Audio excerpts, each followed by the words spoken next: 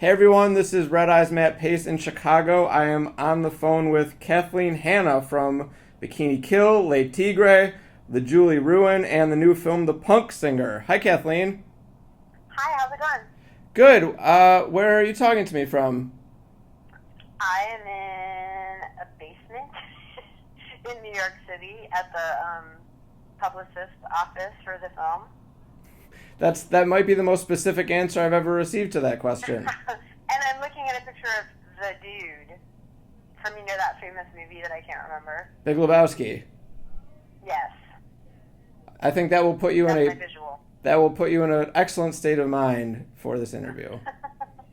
Have you spent much time in Chicago, Kathleen? Do you have any favorites here? Things you like to do when you are here? Oh, yeah. My favorite thing to do is to go to all the thrift stores because you guys have amazing thrift stores and they love to get really wet burritos in Chicago. Did you say wet burritos? Yes, there's this one place that I always go to that makes these really kind of like wet burritos. Like in New York, you get these really like dry burritos. I can't describe it, but they put like extra cheese and extra sauce and extra everything in them. I guess the other thing I really love about Chicago is they love all the signs, like the signage everywhere, like funeral home signs and, drugstore signs. Like, there's a lot of old-fashioned signs there. I don't know if you noticed that because you live there, but I'm always amazed by it. Well, I found the punk singer really interesting, and something that came to mind, which is somewhat depressing, is the fact that, the movie deals with some things that happened, say, 20 years ago, and a lot of the women's issues are still very prevalent, and the music industry is not better. How should I feel about that? I think you should be pissed, and you should start a petition on change.org. No, you should go out in the street and scream. I don't know. I mean, I feel totally crazy. I feel the same way I did in the 90s. I'm like, really? You're challenging abortion again? Like, what other amendments are we going to just go after? It's absolutely insane. And, I hear these young girls who are in bands talking about the sexism and the racism that they're experiencing, and I'm just like, really annoyed. But at the same time, I go to shows, and there actually is female participation. There's way more women in bands. There's way more women in audiences. Like, when we first started playing, there'd be, 3 women, maybe 5 women at a show. And that's something positive that's really changed. And the other thing is just that women in bands are talking about what they're experiencing. They might not be writing songs about it, but when they do press, they're like, I'm experiencing this sexism on the internet, or, I feel like as a woman of color, I'm put in this one box, and I don't want to be in that box. So it's great that that's happening because I didn't see that happening in the 90s.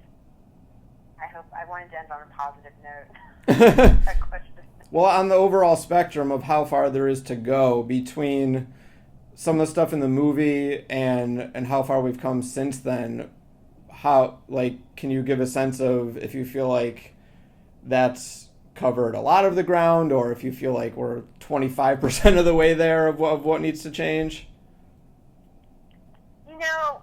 I think that it's always, one step forward, one step back. Like, history really is not linear. It goes through waves of, especially with feminism, where people are really interested in it. Again, and I think now is one of those times. I mean, Miley Cyrus just came out saying, I'm one of the biggest feminists in the world. Like, when does it happen that, a young pop star does that? Whether you love her or you hate her, it's pretty interesting that she's using that word in such a mainstream context. And, were you happy when you heard that, or not happy? Yeah, I think it's really great. I think it's really, whether, like I said, I don't know how I feel about her as a performer. I like that Party in the USA song a lot, but I haven't really heard anything else from her really or paid attention. I didn't see the VMA performance, so I don't really have any comment on that. But, I just think that people are talking and that girls are, seeing this film or, reading the Riot Girl collection book that came out, or Sarah Marcus, this woman wrote a book about Riot Girl, they're getting interested in like punk rock feminism, and then reading other books, getting interested in women's studies, and it really does kind of come in these 20-year waves where people who were doing super active, like maybe in the 90s, are now older and hopefully wiser, and are able to step back and write books about what we were doing, and then younger people are able to kind of benefit from that and be like, oh, here's the great stuff they did, and here's the ways that they messed up, and I to do something better. Well, I just didn't know if you thought, because I'm not quite sure what Miley Cyrus meant by that, and I didn't know if you thought it was a good thing for anyone with that amount of attention to use the word feminism and try to represent something, or if it can be a bad thing if what you think that is or what you think you're standing for is actually going in the wrong direction. Yeah, I mean, I've always thought that there's just as many different kinds of feminism as there are, people in the world. So, whatever, if she thinks she's a feminist, she's a feminist. Like, I'm not the police. I'm not gonna, say she's not a member of the secret club, because there is no secret club. It's like. So there's no feminist police that anyone should be watching out for? No, we are not coming after you anytime soon that I know of. And hopefully no one is coming after Miley Cyrus. I know she was very, kind of slut-shamed about whatever she did with Robin Thicke on TV. But, again, I didn't see it, so I can't really comment on it. I just heard, people saying, she was slutty or whatever. But I think, as I said before, it's any time a girl or a woman who's, that much in the mainstream even uses that word, now we're having a conversation about it. And that's what's really great, is when people start having conversations. I mean, people started having conversations about gay marriage. I never, ever thought I would live in my life to see gay marriage be legal anywhere. But it started with a conversation, and now, it's happening. And so that's kind of, I guess, how I feel about, the word feminism being in the mainstream. I mean, there was an episode of Scandal, which is such a hugely popular TV show, and I love it because I love watching Kerry Washington do that weird thing with her face that she does. I don't know if you've ever seen it, but and her crazy clothes. But there was this whole thing where they talked about sexism, and I was really blown away because you just don't see that except for maybe once in a while on MSNBC. I think a lot of people, certainly our readers, will be interested in the Smells Like Teen Spirit stuff. Not defining of you or your career in any way. It's just an interesting footnote. But I'm wondering, because there's been so much attention on that one incident, I'm wondering if there's a story that maybe you haven't told about that friendship that might resonate with people. I mean, I guess the thing that was really interesting to me was that there was a time in Olympia, Washington, where things felt very electric, and Nirvana was very much a part of that. We were there when Dave first showed up and became the new drummer and was sleeping on Kurt's couch. And, Kurt was a hard nut to crack. He could be really quiet, and he got pissed at me a couple times.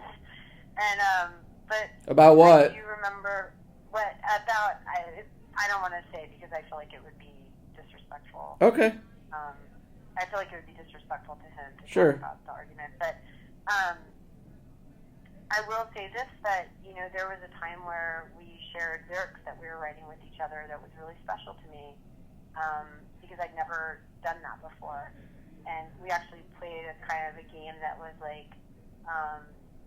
that game called, what the fuck? I'm sorry. I don't know if I'm allowed to curse on your thing. But, it's called Something Corpse. I'm having a total space out. It's the game where you, take a piece of paper, Exquisite Corpse, and you, one person draws the legs, and then they fold it over, and then another person draws the torso, and they fold it over, and then the other person draws the head. And then you pull out the paper, and then you see what person that you guys drew. But you don't see what the other person was drawing when you're drawing your thing. You just see the last line. And we did that with lyrics one day, and it was really fun, like, where he would write some lines and fold it over, and I would just see the last line that he had written, and then I would write.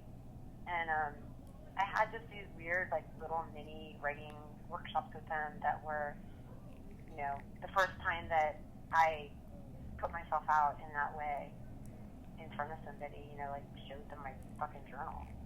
Do you recall anything specific that came out of there? Even if it was just like one... Oh, I have no idea. I mean, I don't remember what the lyrics we were working on were, like the songs or anything like that. I just remember sitting in an apartment and, you know, playing that weird game and talking about lyrics and him showing me some stuff and me showing him some stuff and it being the first time that I'd ever done that with anybody. And so that was kind of a special memory.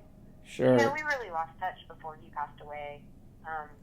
A lot because, you know, I don't do heroin and it's really hard to be around people who are users if you're not a user. I thought it was really interesting something you said recently. Sometimes the best thing you can do is just walk right past a person and have a great day, but sometimes you feel like you really need to say something. At this point in your life, how do you feel like you know the difference between when you need to step up and speak out and when you need to hold your tongue and move on?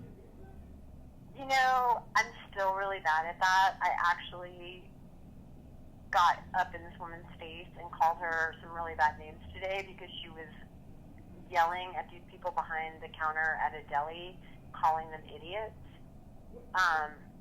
And she was being totally awful and telling them the way that they were cooking her food was disgusting, that they were disgusting and they were idiots. And I was just like, her behavior was horrifying.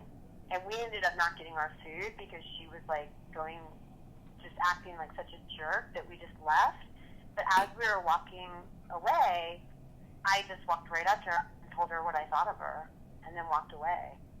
And it was partially because, you know, the people working behind the counter maybe couldn't say, hey, I think you're a real jerk, because they could lose their jobs. But I wasn't working, and I had the ability to say that. And if I worked there, I would want to see another customer, walk up and tell that person what an asshole they were.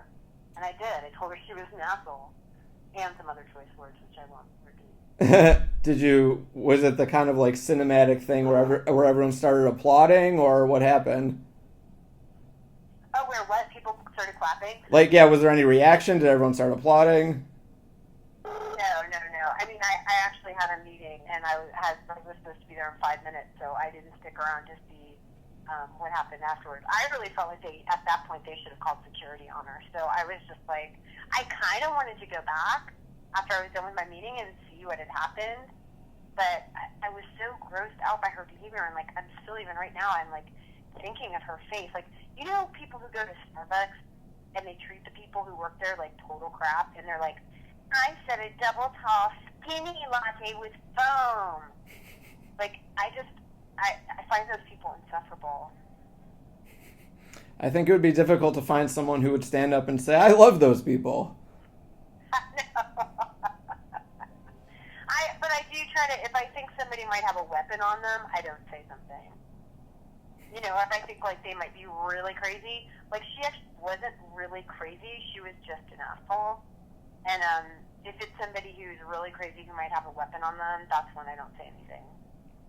Well, on the subject of intervening and expressing your opinion, I really found it interesting, you know, in the movie, your relationship with Adam and what happens with MTV Awards. And I'm wondering if you think that he would have made those comments about sexual assault at Woodstock if not for your influence.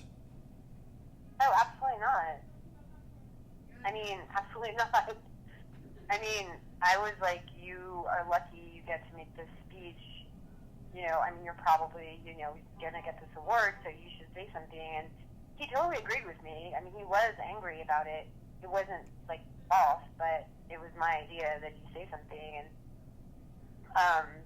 you know, he did. But there was another time where a writer called his band out on something homophobic that they had done when they were much younger, and he took out a piece of paper and wrote a letter to the magazine and apologized for being homophobic when he was younger, and apologized to the gay community, and that was him. So we are a team. I totally appreciate what you said in the movie about you can't decide who you fall in love with. But obviously you had opinions about things that the Beastie Boys had said. Was that something that became like a conversation topic here and there? I mean, I'm married, but if in another universe I started dating a rapper and she had said all this stuff that I didn't agree with, like, for me, that would, even if I was falling in love with her, that would be like a hurdle that kind of had to be acknowledged, Yeah. Of course, it had to be acknowledged. It's been joked about, it's been acknowledged, it's been, painful to, have to see or hear some of that stuff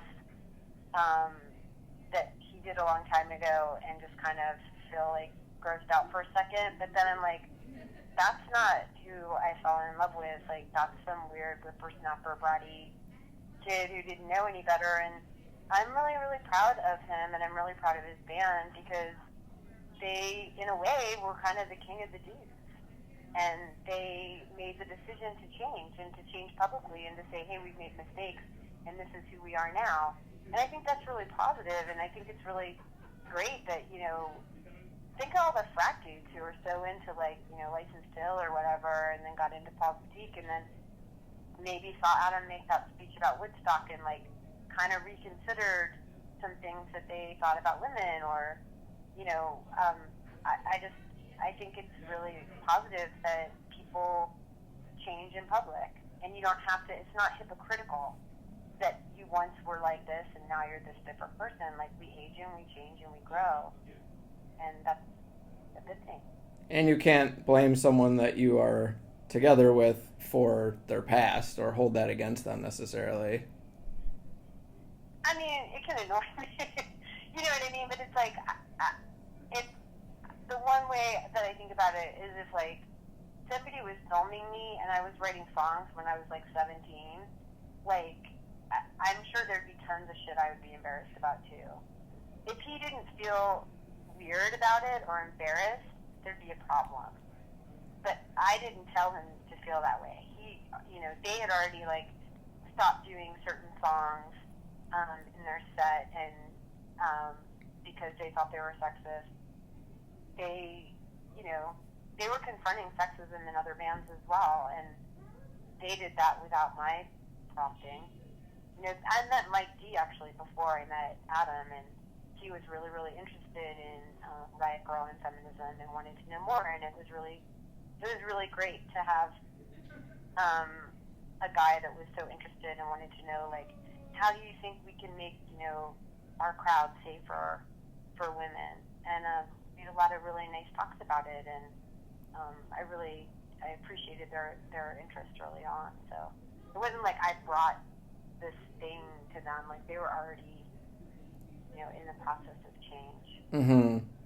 Obviously, we can't predict the future, but I have to ask, you talked about the way that women's rights have still come up in politics, and the Republican Party has gone after that stuff. A lot of people seem to think if you ask them who's going to win in 2016, Hillary would probably be towards the top of their list. Do you see that being that would be a humongous moment for the country and for women? Do you think that would have a long-lasting impact on feminism? I know that's a pretty large question. I probably maybe before Obama was elected would have said yes, but seeing how his presidency has been completely blocked, and knowing that actually there was, I think, the first black mayor in Chicago, the same identical thing happened where everything he tried to pass was filibustered. And, they're basically making it like he's not really the president because they won't let him do anything. They just tie his hands, and I feel would be worried that they do the same thing with Hillary. When Hillary was running in the primaries here, there were a lot of really sexist posters all over New York City. New York City. Sorry to interrupt. We've got 2 minutes left. Great. Really sexist posters about her, and that really disturbed me greatly. But I would just be worried that, the same thing would happen and Republicans would just block everything that she did so that they could later do what they're going to do to Obama and say that she was ineffectual. So I hate to be a downer. I voted for Obama, but I would definitely like to see Hillary be in the White House more than Chris Christie or any Republican. But I'm not sure what would happen because it's not like Obama being, president made racism go away, so I don't see why Hillary being president would make sexism go away. And I think in a way it does a disservice because it makes people say, well, look, there's an African American man as president, so how can you guys complain anymore about racism? And that makes me really sad because there's so many conversations about race that really, really need to be taking place, especially today with recent events that have happened, like that girl looking for help after a car accident and being shot in the face. Yeah, I think you read about that. I think that's a fantastic point. I interviewed Forrest Whitaker about Lee Daniels, the butler, and was making the case for why I didn't really think it was right that the movie makes people walk out and feel great about where we're at. And he was asserting, that it ends at the election of Obama, and that was great, and people had hope, and that is okay. I was like, well, yeah, but that didn't happen yesterday. Right. Yeah. No, you're right. And things have, taken a real sharp turn. Like, Sarah Palin's back on TV now? What? Go away. Anyways, I gotta go. They're waving me off. All right. Thank you so much for your time, Kathleen. I appreciate it. Thank you. Have a great day. You too.